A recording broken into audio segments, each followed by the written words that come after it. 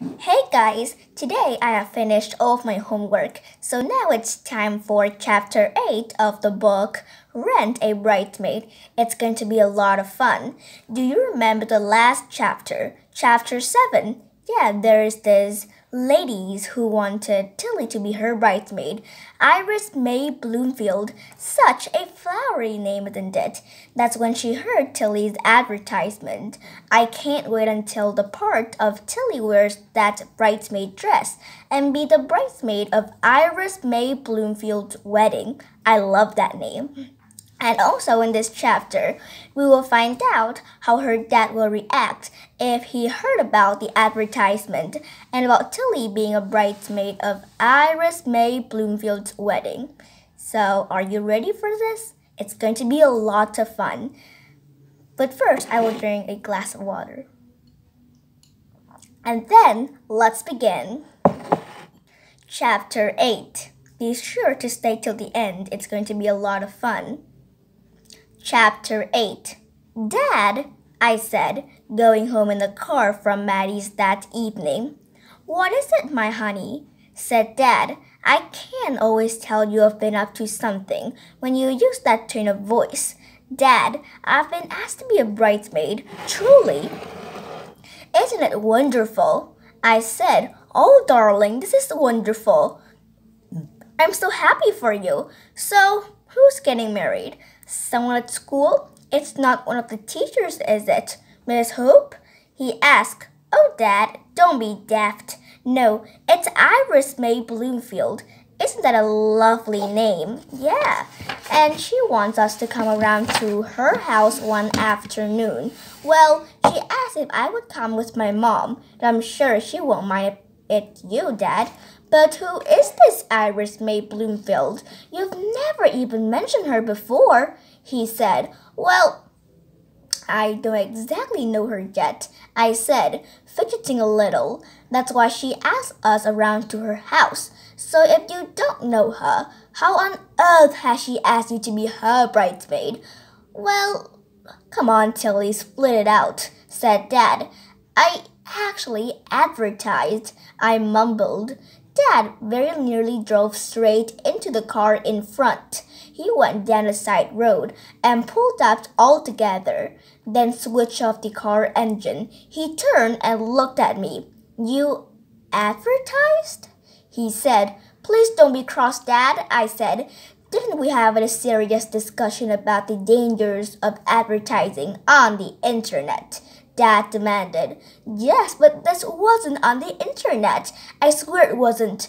I wrote out my advert on a piece of paper and paid it to put it in Sid's window. I said, Oh, Tilly, my dear, said Dad. He suddenly started shaking, covering his face with his hands.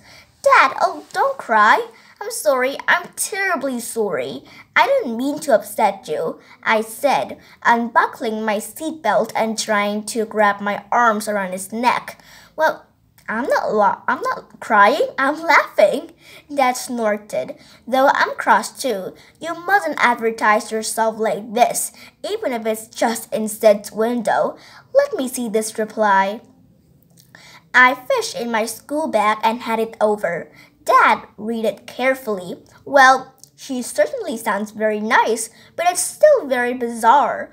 I think we'd better drive straight round to Ringstead Gardens and explain to this lady that you took it into your own head to do this, said Dad. But will you still let me be her bridesmaid? I don't know. Oh, please, please, it's my only chance of wearing my bridesmaid dress, and it means so much to me. I know it does, sweetheart. Well, let's wait and see what Miss Bloomfield is like, said Dad, starting up the car again. So, we can't go straight there. We have to go home first so I can put on the bridesmaid dress. And we've got ink all over my fingers and my socks are grubby and I'm sure my hair's a mess. I said, panicking. She'd never ever say I can be her bridesmaid unless I make myself look a bit pretty.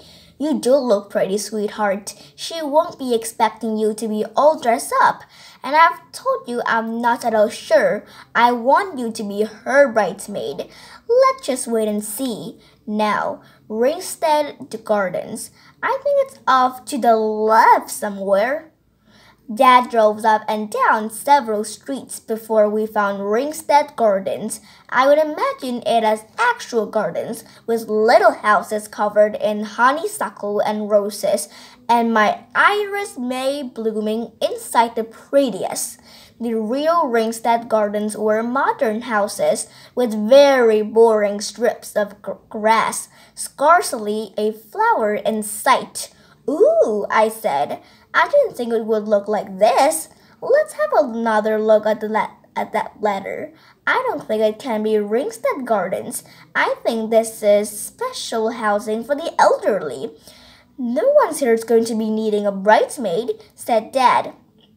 Perhaps it's Ringstead Crescent or Lane, but there was no mistaking the clear copper plate writing on the letter. Well, we'll knock on the door and see for ourselves, said Dad, pulling up outside number 37.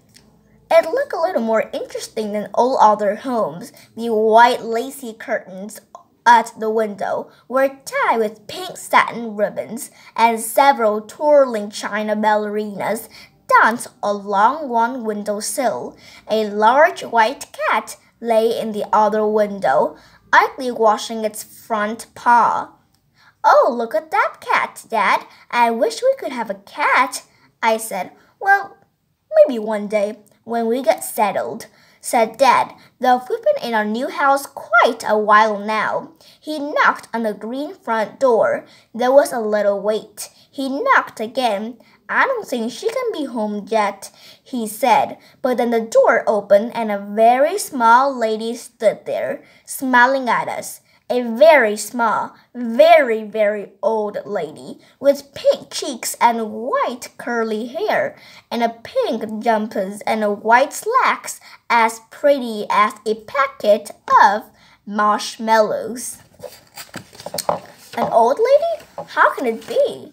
Hello, she said, sounding pleased to see us. I'm so sorry, I think we've come to the wrong place, said Dad. We're looking for Miss Bloomfield. Well, that's me, she said. She looked at me, and I think you might well be Matilda. I am, I said. I look a bit of mess because I have been at school, and then was round my friend's house. I don't usually look as scruffy as this, and when I put my bridesmaid dress on, I look totally different. I promise. And I have pink shoes to match. I'll even have a pink petticoat and knickers, but they won't show. I'm sure you'll look beautiful, dear. Do come in, both of you. Let's have a cup of tea, said Miss Bloomfield. Dad looked a little anxious, but I marched in boldly, determined not to lose my chance of being a bridesmaid. She led us into the living room. It was small but very cozy, with crouch blankets on the backs of the sofa and chairs. There was a large cat basket with a plump cushion, but the cat clearly preferred the windowsill. It surveyed us lazily and didn't seem to mind when I went to stroke it. There were several photographs of the cat in silver frames, and one big photograph, elderly weather-beaten man with a big grin, looking like a sailor in a book story. He must be Miss Bloomfield's fiancé. She made us a proper pot of tea, with milk in a willow pattern jug and sugar in lumps in a matching bowl. There was a plate of little fairy cakes too, white icing with pink sprinkles and pink icing with white. She and I both picked pink ones. They were absolutely delicious. The icing tasted of sweet raspberries. She smiled again. Pink's my favorite color, she said. Then you'll love my bridesmaid dress, I said. What color would you be wearing, Miss Bloomfield? Will it be white? Well, yes, I am, she said. Dad and I nodded politely. I tried to picture her in a long white bridesmaid dress with a veil. It was quite a struggle. A long dress would trail on the ground and trip her up.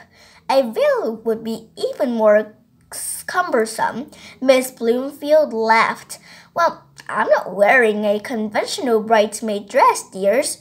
Come with me, Matilda, and I'll show you my wedding dress.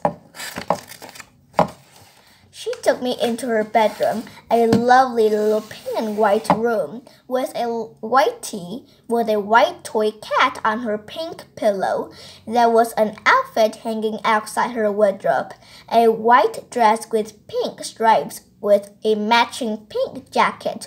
Ooh, it's lovely, I said. It doesn't look too girlish, doesn't it? She asked, a little anxiously. No, it's lovely, very pretty, and my bridesmaid dress will go with it perfectly, I told her. That's what I thought. We'll set each other up a treat, she said. You won't mind being an old folks' wedding, will ya? It's going to be very quiet. Mr. Flower and I are only having a few guests. We'll be having a little do-down at the church hall after. Nothing fancy, just a few sandwiches and sausage rolls, that kind of thing. And I've made my own wedding cake. Want to see it? Oh, yes, please. I have never had wedding cake before, I said. She took me into her kitchen. It was even smaller than the others' rooms, so you could hardly turn around in it, but incredibly neat and tidy.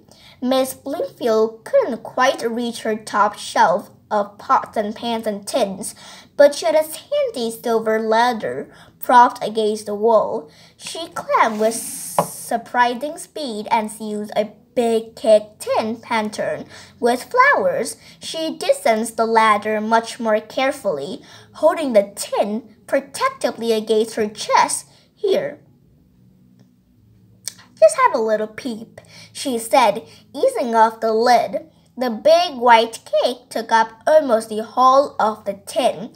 There was icing rosette piped all the way round, and a little marzipan couple stood in the middle, holding hands. The woman had white hair, and she was wearing a white dress with pink stripes. They're too big, those stripes, but I can't work miracles, said Miss Bloomfield, and that's Mr. Albert Richard Flower, my fiancé. Bless him. The marzipan man was much rounder than without any hair at all. She would make him a very smiley mouth. He looks very happy to be marrying you, I said. Well, I hope he is, said Miss Bloomfield. He's been married before and has grown-up children. I hope they don't mind too much that he's marrying me. It's my first time to be a bride. I've had a few gentlemen friends in my time, but I've never so much as been engaged before. Do you like my ring? She held out her hand to show me. It was like Little Flower itself, a tiny, tiny diamond chips as petals. It's lovely, I said. Isn't it? Miss Bloomfield agreed. I can't help holding up my hand and admiring it every now and then. I feel just like a silly young girl all over again. Dad came into the kitchen with our tea things neatly piled on the tray. Thank you so much, Miss Bloomfield. So as you and Tilly are getting along like a house on fire, I presume you would like her as your bridesmaid, if you don't mind. Well, I was a bit taken back at first. I had no idea she'd taken it into her head to advertise herself. But I know she set her heart on it, said Dad. I've set my heart on it too, said Miss Bloomfield. I've been really wishing I could have a little bridesmaid. I don't have any great nieces, and neither does my fiancé. We don't know any little girls at all. I was really taken with the advert in Sid's window. So if we're all in agreement, we just need to discuss the rent, she said, twinkling. The rent? Said Dad. For Matilda. Tilly said she was for rent. Dad repeated, astounded. She stressed that it's a very small rent, said Miss Bloomfield. What sum did you have in mind, dear? She asked, turning to me. Well, I'm not sure, I said. Actually, you don't really have to pay anything. Of course you're not going to pay anything, said Dad. Good heaven, Telly, what's got into you? It's bad enough to advertise yourself, but to suggest someone pays for your service is totally beyond the pale. I'm so sorry, Miss Bloomfield. No, I think Tilly, may I call you that, dear, is simply professional, she said. That's what Maddie said, I told her. Ah, I thought Maddie might be involved too, said Dad. Maddie's my best friend, I said proudly. Actually, it was her bridesmaid dress first, but she gave it to me as a very special present because I like it so. I can't wait to see it, Miss Bloomfield, said Miss Bloomfield. And I definitely want to rent your dresses up in it. Name a sum. How about £10? £10? I've seen a wonderful new tin of felt tips in a shop for exactly that sum. My own crayons were getting a bit worn now, even my best set, and my pink had run out altogether. Yeah, because I've drawn so many bridesmaid dresses. Dad only gave me £1 a week pocket money, though he makes sure he gives it to me every single Saturday. Mom used to give me as much as £20 sometimes, yeah, but other times she forgot altogether. I really wanted Miss Bloomfield's £10, but I didn't want to upset Dad. He was shaking his head determinedly. Then I had a sudden idea. You can have me totally rent-free, Miss Bloomfield. Perhaps I can ask a special favor, I said. Tilly, said Dad, could you teach me how to bake cakes? Oh, I would love to do that. I'll be going away for a few days to the Isle of Wight for my honeymoon. But as soon as I am back, we'll arrange our first cake baking section. Mr. Flower and I haven't quite decided where to live just yet, so at the moment we're going to try week and week about, first at my home, then at his. He lives at number 27, so he is only a minute away.